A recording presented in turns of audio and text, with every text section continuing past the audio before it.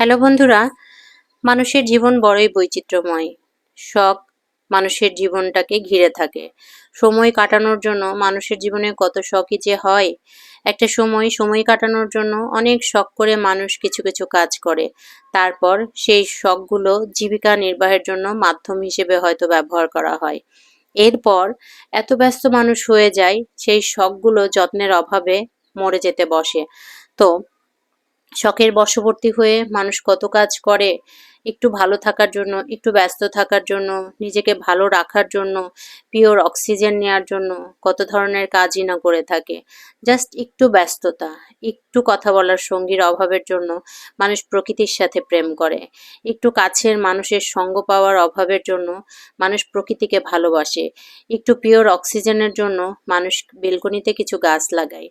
মানুষের শখগুলো যখন দিন দিন বাড়তে থাকে, মানুষের জায়গা জমির যখন অভাব হয়, ভাড়া বাসায় যখন মানুষ কিছু করতে পারে না, তখন এক টুকরো বেলকনি যেন হয়ে যায় আকাশ সমান এক টুকরো স্বপ্ন পূরণের জায়গা বা বিশাল এক টুকরো জায়গা জমি।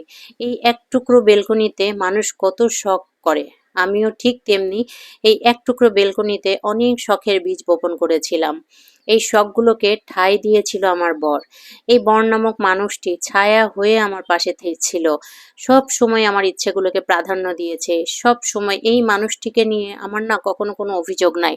আমাকে যদি কখনো প্রশ্ন করা হয়, তোমার এই পৃথিবীতে অনেক অনেক জীবনে মানুষ এসেছে, অনেক মানুষের সাথে আমার পরিচয় আছে, অনেক কাছের মানুষ আছে, কোন মানুষটি সম্পর্কে আমার কখনো কোনো অভিযোগ নাই? একটি মানুষ সম্পর্কে আমার কখনো কোনো অভিযোগ নাই, সে হলো আমার বর। আর দ্বিতীয় যদি কাউকে বলা হয়, সে হলো আমার মা। আর তৃতীয় হলো আমার বাচ্চা। আমার বর, আমার মা এবং আমার বাচ্চা। এই ৩ টি মানুষ আমার কাছে প্রচণ্ড গুরুত্বপূর্ণ। আমার বর এমন একজন মানুষ যে আমাকে সবসময় ব্যস্ত রাখার চেষ্টা করেছে। আমি যখন প্রচণ্ড রকম ট্রমাটাইজড হয়ে যাই, সে চেষ্টা করে আমাকে ভালো রাখার জন্য। আর এই ভালো রাখতে গিয়ে এই বেলকনিতে আমি গার্ডেন করেছিলাম। প্রত্যেকটি গাছ, সবজি গাছ, ফুল গাছ, ফল গাছ, যা কিছু গাছ আছে আমি সব লাগিয়েছিলাম।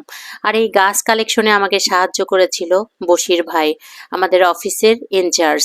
বশির ভাইয়ের কাছে আমি যখন যে চারা চেয়েছি, মাটি চেয়েছি, গোবর চেয়েছি, সাথে সাথে আমাকে সেগুলো উনি দিয়েছে যে ম্যাডাম চেয়েছে, ম্যাডাম হয়তো একটু ভালো থাকবে। কারণ আমার সময় কাটতো না। বাচ্চা ছোট ছিল, বাচ্চাকে নিয়ে সারাদিন সময় কাটানোর পরে যখনই একটু একাকী থাকতাম আমি গার্ডেনে সময় দিতাম। এটা হচ্ছে বছর ১ এর আগের কথা বলছি। বেলকনি ভরা আমার বাগান ছিল, বেলকনি ভরা আমার গাছগাছালি ছিল এবং তখন এত এত গাছ ছিল যে এত মরিচ হতো, আমি না মরিচ কিনেই আমার খেতে হতো না। এবং আমার বেলকনিতে কিন্তু তখন কবুতর ছিল, পাখি ছিল। আর মানুষের বদনজর বলেও একটা মনে হয় ব্যাপার আছে। পাশের বিল্ডিং এর মানুষগুলো এমনভাবে বদনজর দেওয়া শুরু করলো, এত করলা হতো, এত পুঁইশাক হতো যে আমি সবাইকে দিয়ে খাওয়া শুরু করলাম।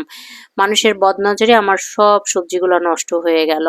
এখন এত ব্যস্ত থাকি, বাচ্চাকে নিয়ে বলেন, স্কুলে যাওয়া বলেন, নিজের কাজ নিয়ে বলেন এবং নিজের আয়ন ফ্যাশন হাউস, নিজের ব্যবসা বাণিজ্য নিয়ে এত এত ব্যস্ত থাকি যে আমার আর সময় হয় না। এ দুটো হচ্ছে আমার শখের কবুতর। এই এই পাখি দুটো হচ্ছে আমার শখের পাখি। এরা এখনো আছে, এরা আমার সকালবেলা করে ঘুম ভাঙায়। এদেরকে আমি কখনোই ছাড়বো না।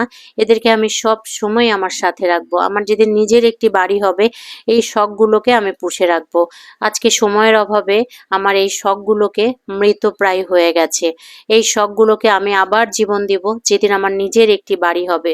আমার বরের কাছে আমার আবদার আছে, তুমি আমাকে আবার নিজের একটি বাড়ি করে দিবা।